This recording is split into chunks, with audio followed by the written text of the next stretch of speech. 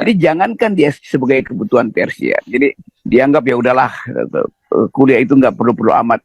Ya bahkan yang pakai ijazah palsu aja bisa dipergunakan, ijazah aja bisa dibeli kan. Jadi semua hal yang berhubungan dengan perintah konstitusi itu wajib dijalankan negara. Nggak ada yang tersier primer di situ tuh. Dijelaskan di situ bahwa mencerdaskan kehidupan bangsa adalah tugas presiden, itu perintah undang-undang. Lalu di mana tersiernya? Bahkan itu primer tuh kuliah itu atau pendidikan umumnya. Jadi keadaan kita menunjukkan bahwa akan berantakan sebetulnya beban presiden baru nanti Pak Prabowo, karena tidak terlihat konsistensi sesuatu yang ditinggalkan oleh Jokowi pada Prabowo itu beban. Nah, kita mulai lihat nanti bagaimana misalnya Prabowo harus menghitung ulang tuh. Kalau begitu makan siang gratis harus dibatalkan karena mesti mensubsidi biaya pendidikan yang tinggi. Dan kalau pakai istilah Dirjen tadi, Anda kalau nggak bisa bersaing nggak usah masuk universitas. Kalau nggak bisa bayar nggak usah kuliah, kan itu dasarnya kan. Jadi itu juga menghina para mahasiswa tuh. Kan banyak mahasiswa yang ingin kuliah karena kapasitas dia, tetapi nggak punya uang karena uang kuliahnya dinaikkan. Kan ditanggung jawab pemerintah. Kenapa buka universitas sementara biaya kuliahnya tidak mau ditanggung oleh negara yang membuka jurusan-jurusan yang dibanggakan itu.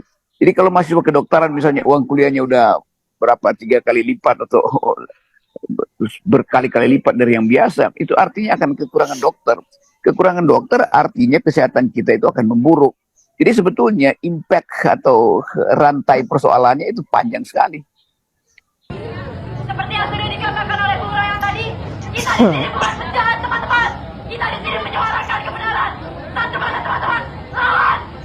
Lawan! Hidup mahasiswa! Hidup mahasiswa! Hidup rakyat Indonesia!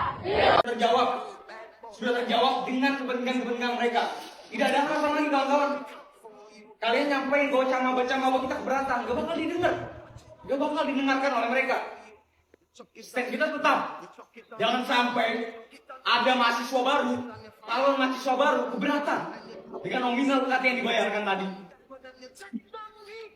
Bagi SNB Pak, pakai dari lain, SNB dari Jawa Mandiri. Perjuangan teman-teman mahasiswa sepanjang, eskalasi kita sepanjang. Dan hari ini saya ucapkan bahwa ternyata ya, kecewa Pak. Tidak ada hal yang dapat kita semangati di sini. Saya calon mahasiswa baru dari Fakultas Teknik Universitas Riau. Pekerjaan orang tua saya hanyalah sebagai karyawan swasta di sebuah PT, dan saya malah mendapatkan UKT golongan 6 yaitu sebesar 8.200.000.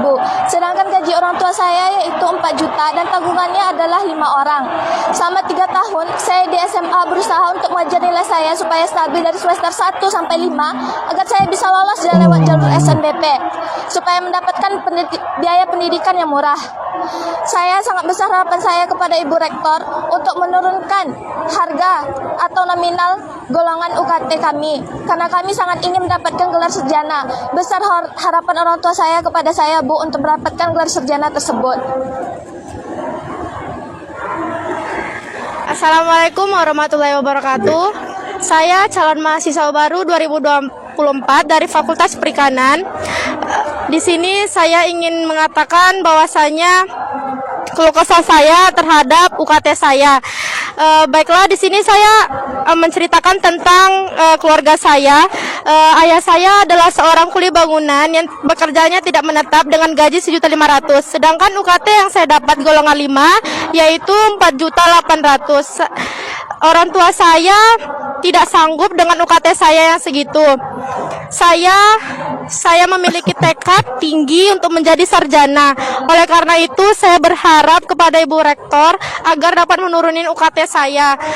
Tidak hanya orang tinggi saja ingin sarjana, Bu. Orang rendah seperti saya juga ingin menjadi sarjana. Dengan gaji 1.800.000, ayah saya tidak sanggup membayar UKT sebanyak itu. Sedangkan ayah saya harus menanggung 4 orang yang tanggungannya. Sedangkan ibu saya sakit dan tidak bisa bekerja. Dengan uang 1.500.000 itu ayah saya menghidupi kami berlima. Saya berharap, Bu, untuk menuruni UKT kami. Sekian.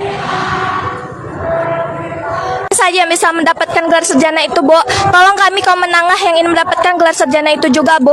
Jangan biarkan kembali Indonesia ini kembali seperti zaman penjajahan yang dimana hanya anak pejabat yang bisa sekolah, Bu, yang bisa mendapatkan pendidikan yang tinggi. Ramai-ramai protes tentang mahalnya biaya kuliah. Mengapa biaya pendidikan di negara kita menjadi sangat mahal dan bahkan hampir susah dijangkau oleh masyarakat? Karena basic berpikirnya masih salah. Pendidikan itu bukan tentang seragam, bukan tentang jumlah buku, bukan tentang kursi yang bagus, bukan tentang meja yang bagus, bukan tentang ruangan yang bagus. Tetapi pendidikan itu adalah tentang transfer otak, transfer ilmu dari dosen, dari guru, dari pengajar ke otak peserta didik, ke otak mahasiswa. Dan transfer itu bisa dilakukan dengan berbagai banyak cara. Yang penting sekarang adalah kita butuh dosen, kita butuh guru yang berkualitas, mengajarnya cerdas dan pintar. Karena itu yang perlu ditularkan, bukan tentang seragam, bukan tentang yang lain. Sementara sekarang menteri, presiden hanya sibuk tentang seragam, tentang pergantian buku. Apalagi presiden hanya sibuk bagi-bagi bansos dan bagi-bagi sertifikat yang seharusnya itu adalah pekerjaan Pak RT.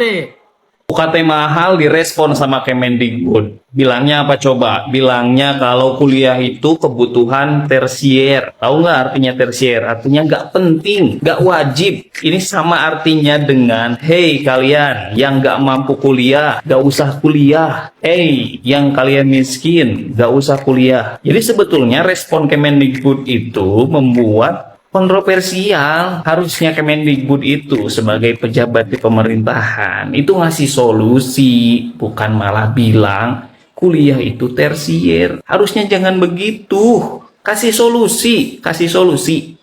Gimana? Kemendikbud menyatakan kalau pendidikan tinggi adalah kebutuhan tersier. Susah sih kalau udah kayak gini. Dari Databook dijelaskan sebuah data kalau orang yang berpendidikan di Indonesia itu hanya 10,15% dan data ini jauh lebih kecil daripada orang yang nggak punya ijazah. Sementara dunia tahu kalau kualitas pendidikan di Indonesia itu masih rendah. Dan kalian semua pasti tahu sebuah fakta. Kalau rata-rata EQ orang Indonesia itu 78 dan itu masuk dalam kategori bodoh. Dan yang pengen gue bahas itu adalah penduduk di Konoha itu kan banyak banget ya, nomor 4 sedunia. Sementara tingkat pendidikan itu sangat rendah gitu.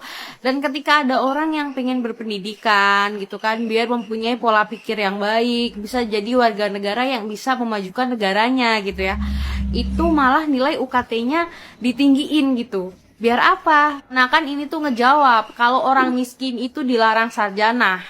Kalau mau kuliah aja semuanya dipersulit gitu ya. Itu kapan gitu loh negerinya maju. Bahkan kuliah aja itu banyak banget yang kayak kuliah itu cuma buat formalitas gitu ya. Jadi kayak skripsinya buat apa, kayak di negeri-negeri maju itu kan rata-rata orang yang berpendidikan tinggi itu kan skripsinya bener-bener dipakai gitu ya. Dibuktikan keabsahannya teori yang dia bikin itu seperti apa, atau metode yang dia bikin seperti ini itu bener-bener bisa nggak dilakuin dalam kehidupan sehari-hari. Kan rata-rata kalau di Konoha ya skripsi kayak cuma buat formalitas aja gitu loh. Jadi perpendidikan tinggi aja dari sistemnya aja udah nggak bagus, terus ini dilarang buat orang miskin gitu ya. Terus kapan gitu loh negerinya maju? Semakin miris apa yang terjadi di negeri kita yang tercinta. Anak-anak ingin mengenyam pendidikan tetapi dipersulit. Kebijakan-kebijakan buruk lagi-lagi dipertontonkan oleh para rektor dari universitas yang seolah-olah sengaja pemerintah membuat anak-anak bangsa tidak bisa meraih apa yang menjadi cita-citanya, dan bangsa ini dipaksa untuk bodoh oleh mereka.